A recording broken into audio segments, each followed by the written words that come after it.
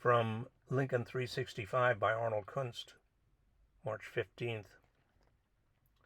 Lincoln, quote, was a most teachable man, and asked questions with a childlike simplicity which would have been too much for the false pride of many a man far less well informed.